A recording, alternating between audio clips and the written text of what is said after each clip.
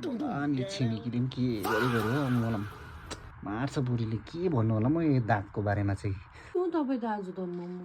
आएको दिन ऐनामा हेरेर बात मारेको माने गर्छ के पगला हुँदैछ के हो होइन के गर्नु मलाई आदत भएछ नि अब त्यसै एक्लै बसेर गफ गर्ने कि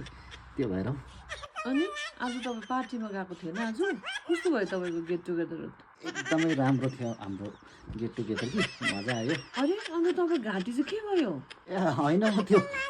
नाच्दाखेरि अलिकति घाँटी यस्तो भएको जस्तो भएको थियो कि त्यसले गर्दा खोइ म हेरौँ त पर्दैन हेर्नु पर्दैन अस्कार म मेरो छोरा त कस्तो नराम्रो टोक्यो अहिले के भन्छ अहिले टोकेको तपाईँलाई भर्खर देखेनौ कि त्यत्रो टोकेको के छम्लेर लगाइदेऊ त ए हुन्छ म लिएर आउँदैछु